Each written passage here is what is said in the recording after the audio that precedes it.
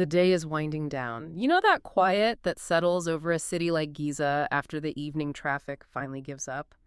That's the scene. It's around 8 p.m. in the 6th of October area. Exactly. And inside one home, that quiet isn't peaceful, it's terrifying. It's the silence of a phone that should have rung hours ago, but hasn't. And this wasn't just any guy who was late.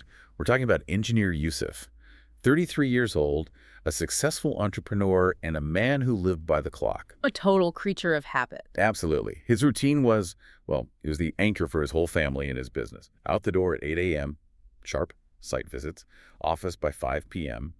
And the crucial part, he was always in contact with his wife. Yeah. Multiple times a day. So on this particular evening, that stability just shatters. His wife has been calling him since the afternoon. Both his phones, straight to dead air. By 5, she's trying to stay calm. She calls his office, and the staff says, oh, yeah, he was here. He grabbed something from the safe and left around noon. They figure he's just in a long meeting. But 8 p.m. rolls around, still nothing. Now the staff starts making their own calls. And that's when you can just feel the floor drop out from under them. They call every client Yousef was supposed to meet that afternoon. Every single one says the same thing. He never showed up. This is where the alarm bells are just screaming. We're not talking about someone just being late. A successful, stable man, a family man, has vanished, along with his very expensive car. Okay, let's unpack this. This is the case of engineer Yousef. To really get why the police were so stumped at first, you have to understand the sheer scale of Yousef's world.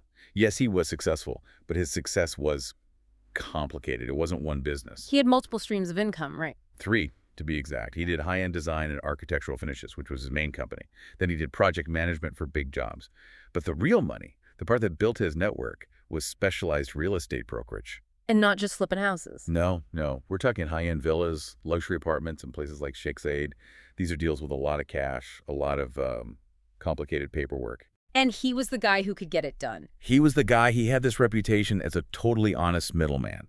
In a market where things can get messy, he was the one who could officially fix the paperwork, make sure everything was clean with the municipality. It made him indispensable. His network was huge. So when he disappears, police are looking at this massive web of contacts, hundreds of people.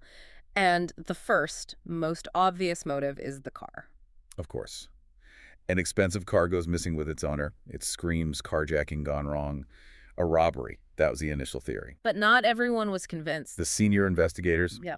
they felt something was off. The sources we have call it a strong security sense. Just a gut feeling that this was too clean, too quiet. Oh, wait, hold on. A gut feeling. In a case like this, you're telling me they bypass the most logical motive, car theft, because of a hunch. It's more than a hunch. It's about pattern recognition. A random robbery is chaotic. This was efficient. Yousef vanishes midday in the middle of a rigid schedule, and everything just stops. Instantly. That kind of precision told them they were dealing with someone who didn't just see an opportunity. They were dealing with someone who knew him. Someone who knew his routine. Knew his routine, knew his finances. So with no physical evidence, they pivot.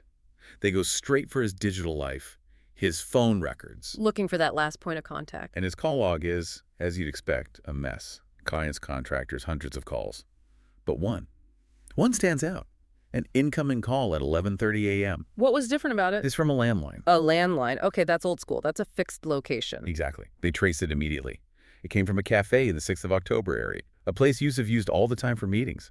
And that led them to an employee there named Tamer. And what's Tamer's story? Tamer had apparently become quite close with Yousef recently. When they bring him in, he's calm. He confirms the call at 11:30. His story is perfectly logical. What did he say their relationship was? A kind of business synergy. Tamer worked at the cafe all day, so he'd spot properties about to go on the market, discreetly. He'd tip off Yousef, and if Yousef closed the deal, Tamer got a cut of the commission. Makes sense. So what was the 11:30 call about? Tamer says they were scheduled to meet that day. They were going to visit a half-finished building in a place called Bulaq, al-Dakrur for a potential renovation job. But Tamer insists Yousef never showed up for the meeting. And the police bought this. He was incredibly convincing. Calm, organized, expressed the right amount of shock. He seemed like just another worried associate, but that security sense was still nagging at the investigators. So they didn't let him go. They dug into his day. They checked the cafe's records around the time of that phone call, and that's where his story just completely falls apart. What did they find? At 11:30 a.m., the exact moment he called Yousef, Tamer suddenly told his boss he had a personal emergency and had to leave. Right then. Which was something he apparently never did. So he lied. He wasn't at the cafe waiting. He left immediately after making the call. He was on the move. And that gave the police a whole new direction. They went back to Yousef's phone. It's dead, sure, but the network still has a record of its last living moments. The last tower it connected to. Right. And at 12:45 p.m., just over an hour after Tamer's call, Yousef's phone pinged a cell tower in one very specific place. Now let me guess. Bulaq al-Dakrur. The exact location of the meeting. The data proved two things. One, Yousef did make it to the site, and two, Tamer was lying. About 30 minutes after that ping, the phone went dead for good. They had their crime scene. Or at least the location of one. They converge on this 9-story construction site. It's mostly a concrete shell. Only the bottom 3 floors have people living in them. The rest is just empty. How do you even search a place like that? You start by talking to the people who live there. And a resident on one of the lower floors gives them their next big break. He remembers seeing Yousef arrive. But he wasn't alone. He was with someone. He was with 2 other men. And the resident immediately recognized one of them, a man named Mohamed. And who is Mohamed? Mohamed is the son of the man who owns the building. He's also a contractor himself, and, you guessed it, a business associate of Yousef's for over 2 years. So the circle just got very, very small. It's Tamer, the spotter from the cafe, and Mohamed, the contractor associate. Mohamed is brought in for questioning. And just like Tamer, he's unnaturally calm. He admits he knows Yousef, they've worked together for years, but then he offers up something really strange. What was that? He admits he's been driving Yousef's expensive car, but he claims he bought it from him legally with a signed contract the day before he disappeared. That sounds convenient. A little too convenient. Why would you immediately start driving the car of a man who just went missing? It's like waving a giant red flag. It's an incredibly clumsy cover story. The police knew that contract had to be a fake. But now they have them contradicting each other. Tamer is still insisting he never went to the site. Mohamed admits they met Yousef there, but claims he just left on his own afterward. The coordinated lies are breaking down. And that's when they put all the pressure on Mohamed, the forged contract, the cell data. Yeah. It was too much. He broke. He confessed to everything. And the motive? Money and revenge. As the investigators suspected, it was personal. Deeply personal. Yousef, the man whose entire reputation was built on being the honest intermediary, had been cheating his partners. He cheated both of them. Both of them. Separately. 3 months earlier, Tamer had brought Yousef a huge deal, a villa sale. He was promised a commission of 200,000 Egyptian pounds. But after the deal closed, Yousef gave him a tiny fraction of that and pocketed the rest. Wow. And Mohamed? A very similar story, but with a land deal. He got shorted on his cut. So you have these 2 men, both feeling completely betrayed by the same person. So they decided to team up? Exactly. Tamer, from his perch at the cafe, became the lookout. For 3 months, he just watched Yousef, learned his routine, his finances, waiting for the right moment. And that moment was the day Yousef collected a big cash payment. The 300,000 EGP. Tamer knew he'd have it. He knew it would be in the office safe that afternoon. That was the trigger. The planning is just ice cold. Chillingly so. That 11:30 a.m. call wasn't just to set up a meeting. It was Tamer confirming, you had the cash, it's in the safe. Then he lures him out to Mohamed's family's building. To the empty 9th floor. They get him up there, and there's no discussion, no argument. Tamer just pulls out a shotgun and shoots him in the head. Instant. My God. And this is where you see the level of premeditation. They hadn't just planned to kill him. They had planned how to get rid of the body. They already had bricks, cement, and lime stockpiled on the 9th floor, ready to go. So they were going to bury him right there in the building. Yes, but before they did that, the sources say they did something truly bizarre. They stopped for a full hour.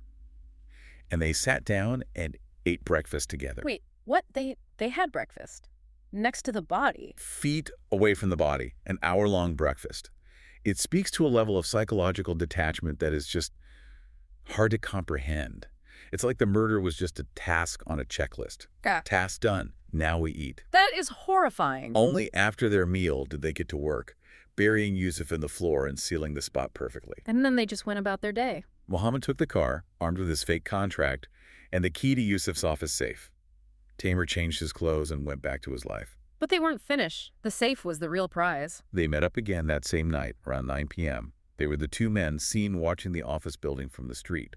The plan was to use the key, get inside, and take the 300,000 EGP and whatever else was in there. They were hoping for over $1 million. But something stopped them. The office lights were still on. Yousef's employees were still there, waiting for him, worried. Tamer and Mohamed realized they couldn't go up without being seen. They waited until midnight and finally gave up. Which leads to the most unbelievable irony in this whole story. After all of that planning, all of that cold-blooded calculation, the revenge, the murder, they never got to the safe. The only money they got from the entire crime was the cash they found in Yousef's pocket when they killed him. How much? 200 Egyptian pounds. 200. They destroyed 3 lives for what, less than $10 US? The police took them back to the site, and they pointed out the spot on the 9th floor. The whole case, from disappearance to confession, was solved in under 3 days. Both Tamer and Mohamed were convicted and sentenced to death.